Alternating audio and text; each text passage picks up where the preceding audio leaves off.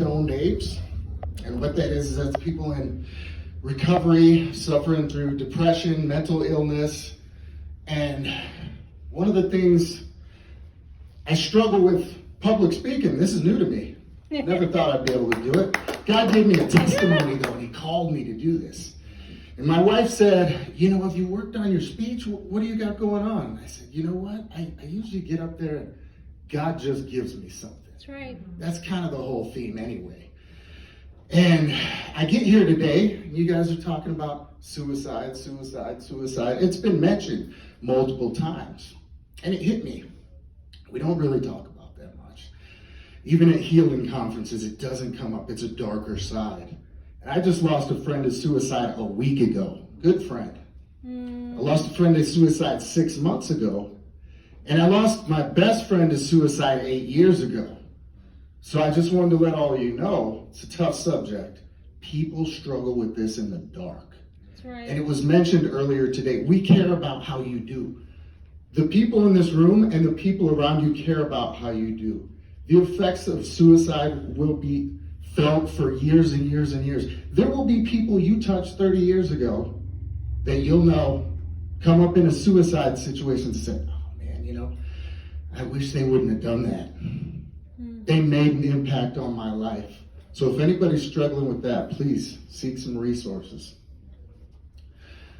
So I am a high-functioning alcoholic. That's what I was told.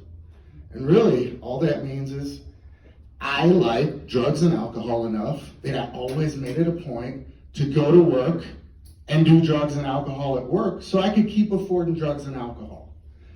It's a mighty cycle. It's a cruel cycle. And some of these guys had already expressed what that'll do to you in the end.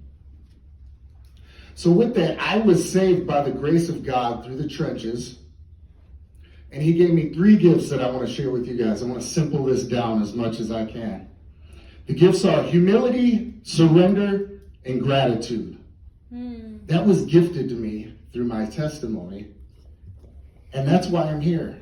That's why I'm here today, is that to share with all of you the simplest way I could come to recovery.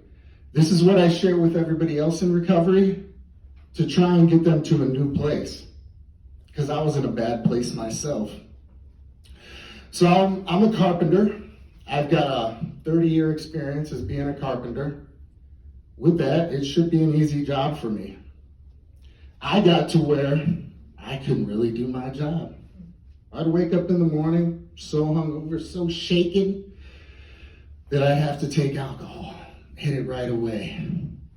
Next thing I know, I couldn't control the shakes. So I take some Xanax, and that took the shakes away.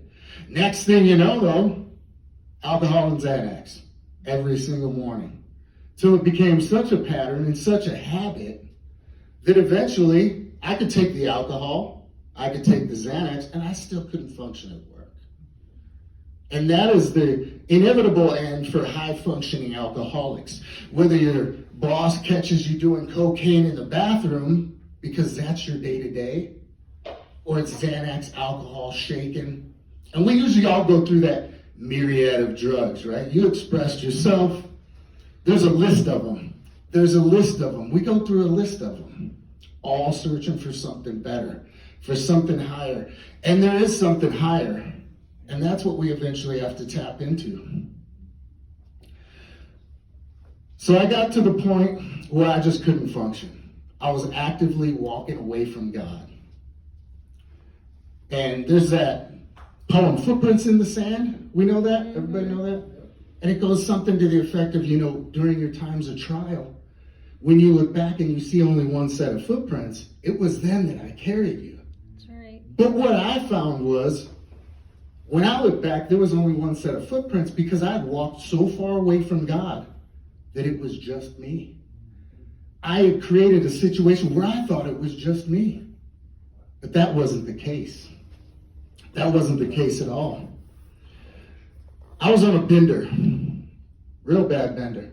6 months in or so, doing drugs, taking alcohol, just barely getting through. I was detached from my family at the time, which seems to be the pattern of all of us alcoholics and addicts eventually. We get that detachment. I couldn't legally see my wife or my 2 kids. Here I am, what I thought was a high-functioning alcoholic, because people will tell you that. All your buddies are there for the ride. I couldn't do my job, couldn't see my family. I was in the depths of it all. And God came for me. I went to bed one night, as I usually would over time, just ripped. High on drugs, high on alcohol. Went to bed about 10:30, and I was woken up in the middle of the night. In the morning, about 2 o'clock in the morning. And I was swaddled by God himself. When I woke up, I was surrounded by God. And I think he knew through the rest of the trials and me falling on my face,